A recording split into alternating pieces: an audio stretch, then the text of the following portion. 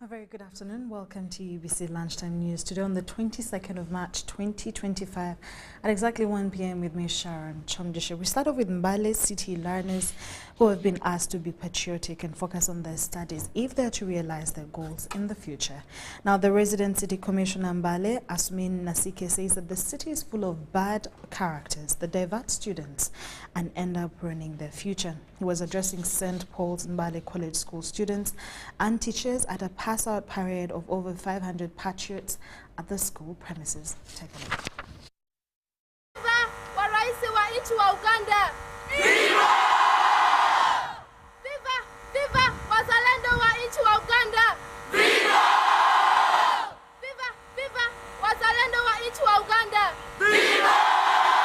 HIV is still very active and very prevalent in Mbale City. We have very many nice things in town there if you move out of here. But we also have sugar daddies and sugar mummies seated waiting for you. That when you go, you want Rolex, they will give you a Rolex and even add you pilau on it. If you want a soda, they will add you with some cold water. You come back with a bonus of HIV and AIDS. I'd like to call upon you to be disciplined, to be law-abiding, cherish hard work, and stay healthy, free from disease, so that you can form that workforce that we need as a country. As Ugandans, we need to turn to ourselves. We said bye to the community, to these people over 60 years ago, but they are still haunting us. Why?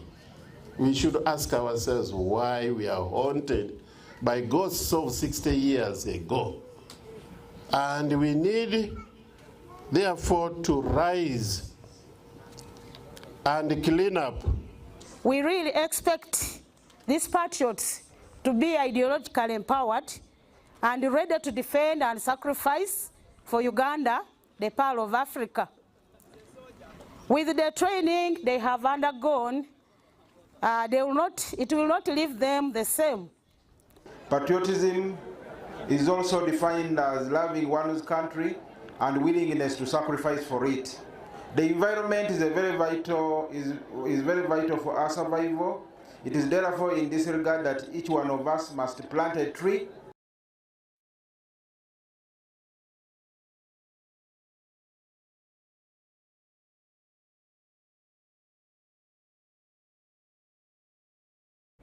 Leaders of Sere district in Teso sub-region have been challenged to put political differences aside for development. This, she said, during belated Women's Day celebrations at Asilang Primary School, where Women Member of Parliament, Helen Adua, called for joint efforts into the fight against gender-based violence. Or correct reports.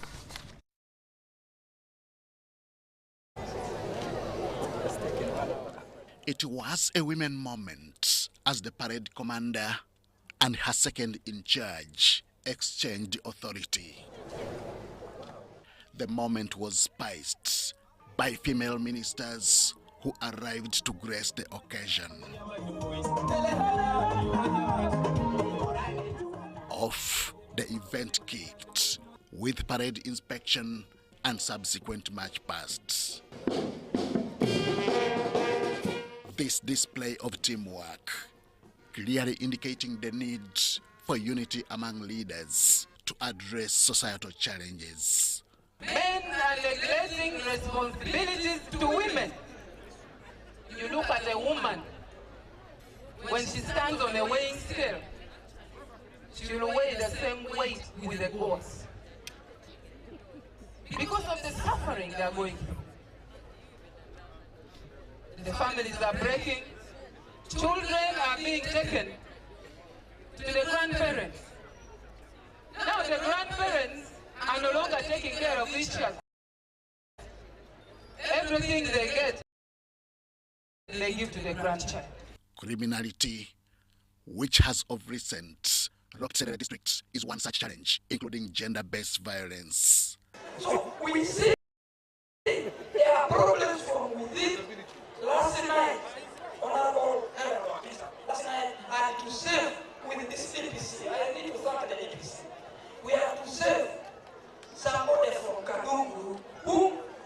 son wanted to cut with a panga at night. When I hear people say, politicians in 2015 was underlined in Parliament, was awarding in Parliament. I want to ask you people, let us love one another, even in politics. Addressing all this requires working together through extension of effective and coordinated effective service delivery. If they send a charm to you and you are clean, your hands are clean, you have never been in a witch doctor, you are clean and God knows you're clean, that charm will not touch you. Local leaders who are here, join hands with Honorable Adoa to work together so that you can achieve greater things for Serena District. The occasion also saw women from the fishing community of Busia district appreciate Helen Adoa, the sector line minister, for good leadership. We have a token of 3 million shillings that we want to give to you, and you can give to the women's circles in your constituency. This is a token of appreciation to say thank you for your support and to the women fish traders in Busia. I am very humble. Thank you. God bless. Please take our greetings to my fishing community in Busia. One day we shall revenge. Busia was among the first place I visited when I was appointed a minister, and I found they had a lot of problems. They had a lot of challenges, they had a lot of problems, but I was able to sort them. This appreciation being just in line with the adage that failure to appreciate excellence is one way of encouraging mediocrity. And the Holy Spirit. Henry Okrut, UBC. Yumba district has received a multi-million motorized water facility to promote agriculture and water for domestic use in the water-stressed areas of Ariwa Sub-County BDBD refugee settlement. Locals and refugees in Ariwa Sub-County walk several kilometers to access clean water for home's use and also for agricultural production in the areas that are dependent on natural rain. To clean water for both domestic use and agricultural production remains a major challenge in many rural communities in Uganda, particularly in areas affected by climate change. BDBD refugee settlement in Yumba district is not exceptional.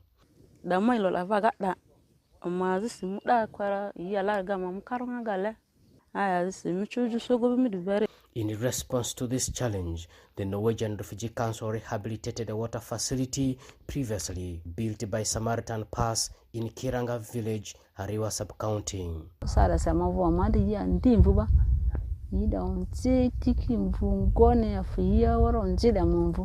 Rehabilitation of the facility costs 316 million shillings provided by Norwegian Agency for Development Corporation to NRC. We share that a lot in common with the OPM, with UNHCR, Water Mission. So when we see water now coming out here, it was a joint initiative from OPM, from Water Department, from the community.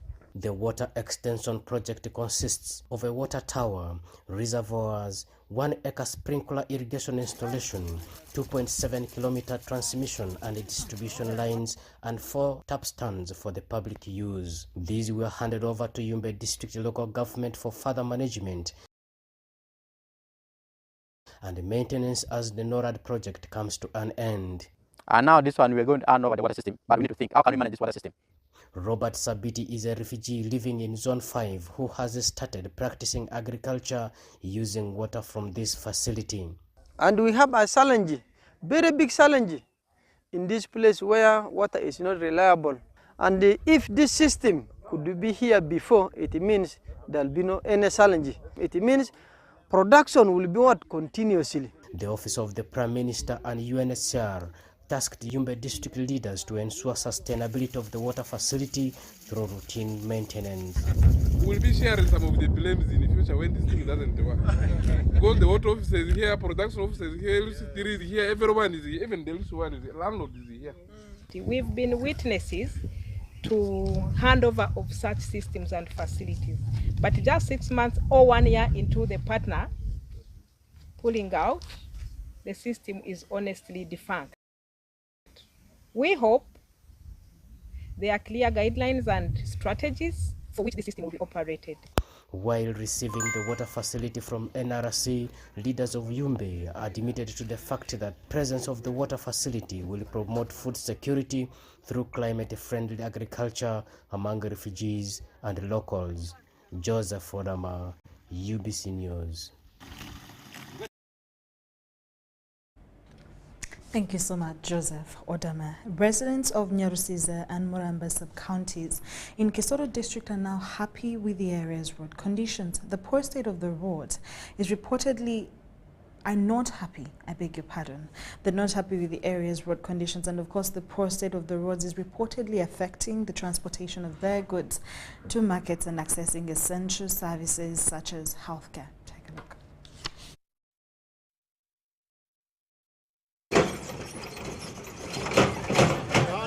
yapfuye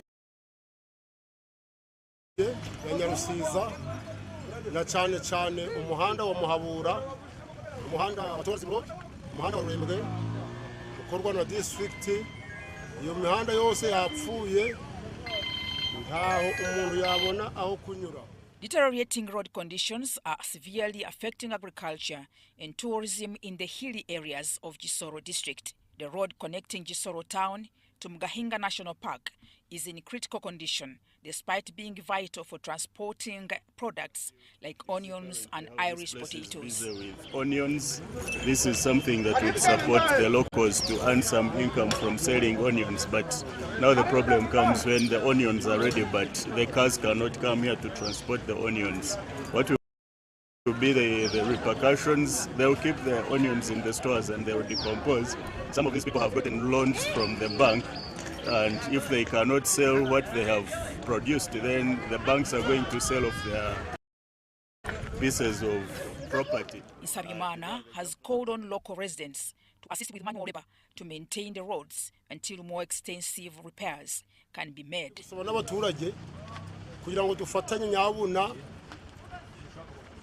Tutarinda government twifatiremo ahari habi dukore na burungi bwinsi kuko ntaho kunyura kandi dushishikariza nkuko navuga twakabaye twagubonye kejo hashize bitewe businesses ziraha haruguru aro business cyane cyane zingiri nk'itatu.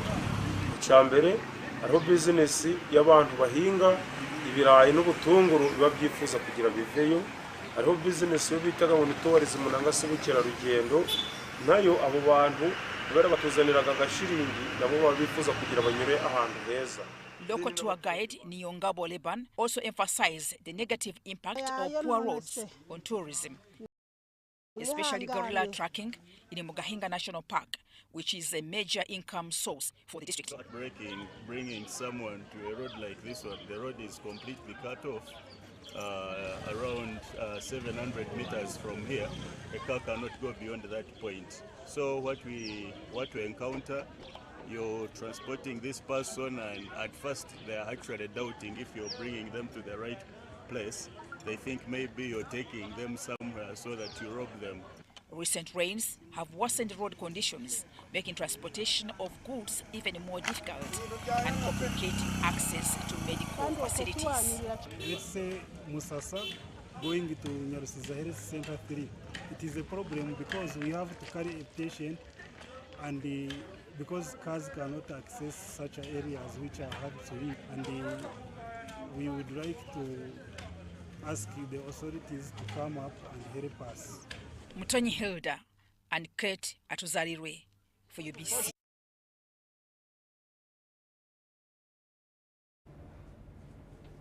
Construction of a maternity block at Uhozi Health Center 3 in Busanza County, Kisoro District has begun.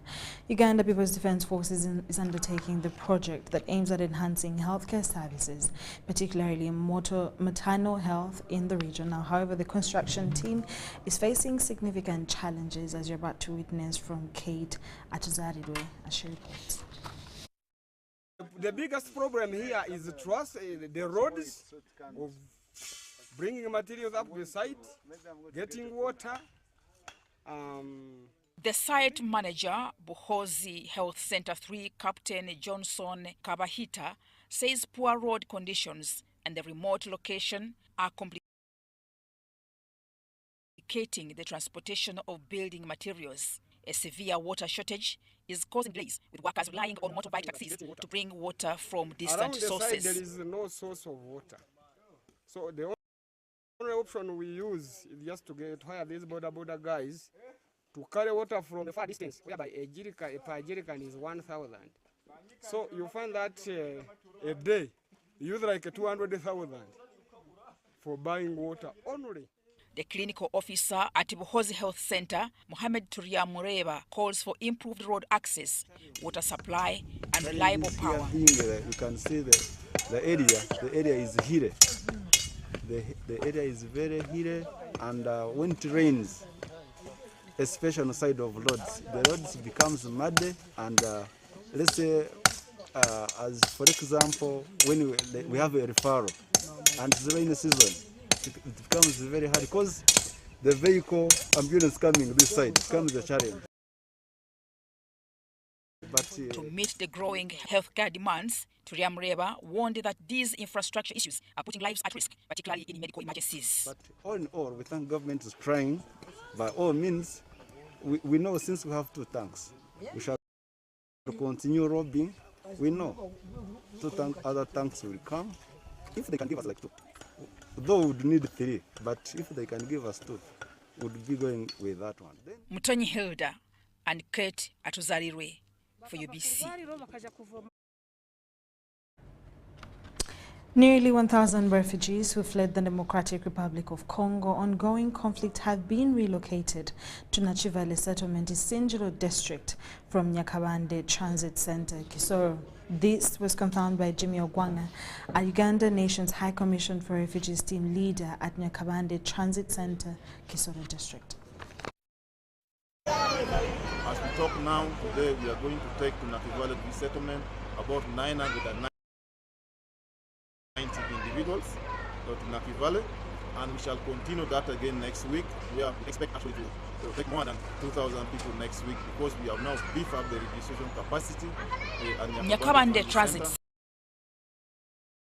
Center in Kisoro district now hosts over 5,000 refugees, resulting in 2 severe overcrowding, inadequate sanitation and air pollution, which are negatively impacting both the refugees and the surrounding communities. For the first 3 weeks, we have seen an increase in number of new arrivals coming from the Democratic Republic of Congo.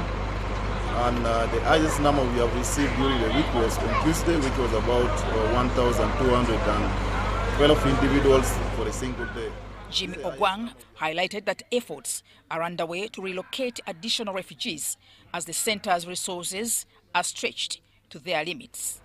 The main reason for the refugees coming seeking asylum to Uganda is because of a lot of lawlessness right now in DRC, especially Eastern Congo, but more specific, the refugees are reporting a lot of abduction, a lot of looting, a lot of killing, different armed groups and militias, including actually rape of women. This relocation is crucial for those fleeing the escalating violence in the DRC, where M23 rebels are engaged in a fight with Congolese government forces. There is time when we normally get challenges by this overwhelming numbers of these refugees. When this number becomes big, these refugees normally give us problems. The chairperson of Nyakabande Sub-County Fan, Mfawera, praised the Kisoro community for its hospitality in welcoming the refugees despite the challenges. However, he acknowledged the ongoing issues with infrastructure, including the need for improvement to drainage and waste disposal systems. Some refugees have been involved in disruptive behavior, such as excessive alcohol consumption and fighting. Some are thieves, others are drunkards, others do bad things. However, our communities normally stay with them. Armed groups who come at night to loot, to kill, and abduct people. John Bizimana fled with his wife and 5 children but has since lost contact with them.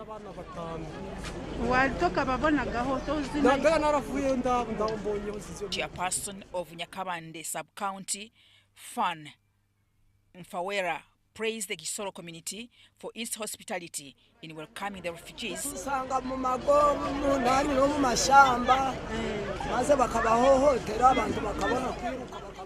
Despite the challenges, however, he acknowledged the ongoing issues.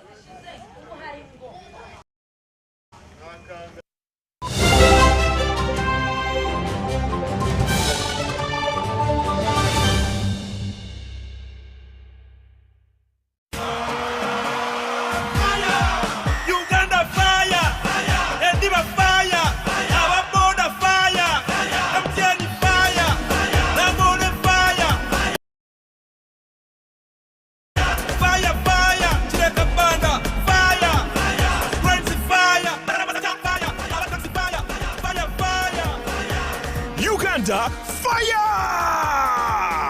Buy your tickets through MTN Momo on *165*20# and come support Uganda Cranes. Proudly brought to you by MTN. With MTN, our football and our support is unstoppable. We are unstoppable. We are good. With MTN. We are unstoppable. We are unstoppable. We are good. With MTN. We are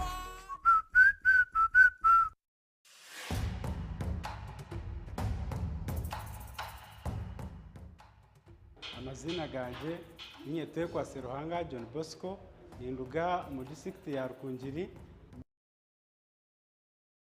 y'umuhanguzi wa miliyoni 18 na Uganda National Lottery nzahanguyire urwo mu kuzana star 278 hash ngafuna message eriko ikawunje umuhanguzi nashemererwa konka nabaza kugira ngo nebiya bafere sente ziriyo zona bakaziteka ngo nazihangwire. Uganda National Lottery. Dream, play, win. Participants must be 18 years or older. Play responsibly. The Uganda National Lottery is operated by Ituba Uganda and regulated by the National Lotteries and Gaming Regulatory Board.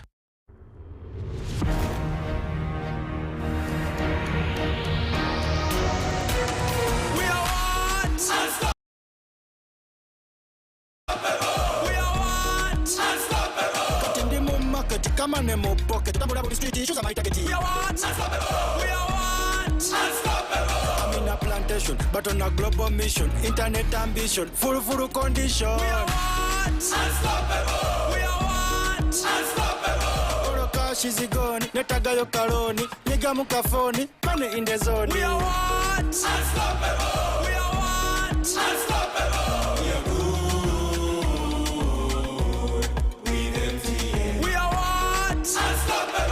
With you and MTN together, our ambition is unstoppable. We are what? Unstoppable!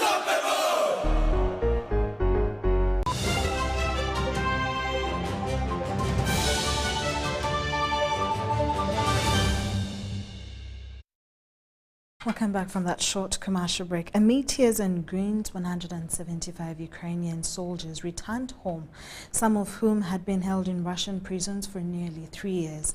Ukraine returned an equal number of Russian POWs in a deal worked out between the US President Donald Trump and Russian President Vladimir Putin by phone. An additional 22 gravely wounded Ukrainian soldiers were returned by Russia in what it described as a goodwill gesture.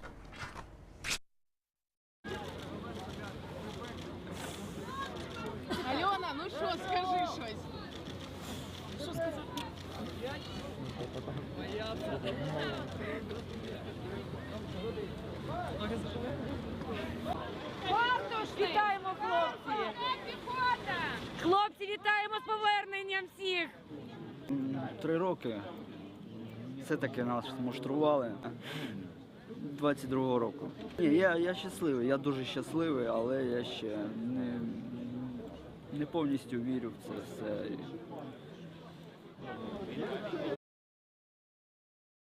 What a beautiful sight to behold. Now, a World Bank report reveals that women represent less than a third of the global tech workforce and are often in the minority in major tech companies. We have a story on how some women can be encouraged to go into the fields involving science, technology, and engineering, as well as math. So when you look at these awards that are given for science and technology, women take about only 4%, which is a very, very low number. Even when you come into our institutions, our schools, you have a lot of girls aspiring for STEM subjects or STEM schools. But as you go higher in the academia, they dwindle down. As in, when you're in junior high, we have a lot of girls doing well in class. When you go to secondary, senior secondary school, we have less girls contributing to science. And then when you go to the tertiary, it's even worse. And that has a lot of things contributing to it. Lack of mentorship, lack of even sponsorship or awareness that girls can do it, and a lot of bias and myths surrounding why girls cannot do so. All these contribute to why girls are not celebrated doing these times. And I think this theme this year is going to help change all those things. You've done an incredible job of trying to reach out to the mentoring in science and technology. Once I was in my coverall, so I used to work full-time as an engineer. So I was in my full suit and I went to the market square. And as soon as I got down from the car with the gentlemen who were with me, I saw that young girls started looking at me in a strange way. And I think in their heads, they were asking, what job does she do? Who is she? And that brought my awareness to, oh, maybe because they don't see me or see people like me, it doesn't even click in their head that they can be that or they should aspire to that. And so when they see me playing such a vital role, now it becomes real for them. Now they can ask questions and say, how did you get there? And so for women like me who are in the industry, it is very, very important to make them see us. You've also written a very a bestseller book on how to empower these younger children, especially people who are interested in this space of STEM. Do you care to talk about it? So it's a book called I Can Be ABC for STEM. I am not just passionate about teaching STEM, but also teaching it at the early childhood. The earlier we start, the earlier they begin to change their mindset and begin to believe that they can and fall in love with subjects like science and math, which we are told are difficult, especially for women. And so I go into the kindergartens and the lower primaries and I show them that I can be ABC. So from A to Z, they have 2 professions, which features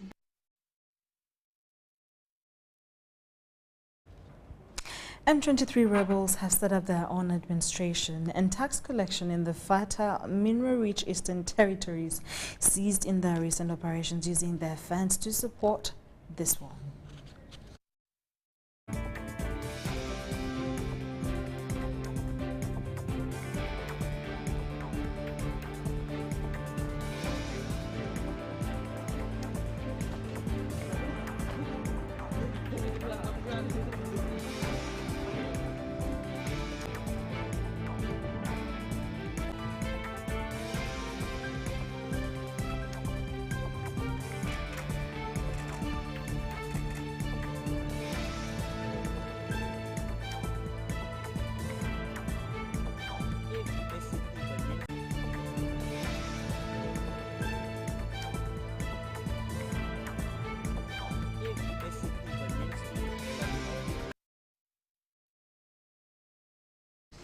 And that's all we had for you for now. Thank you so much for watching UBC Lunchtime News. Have a good afternoon.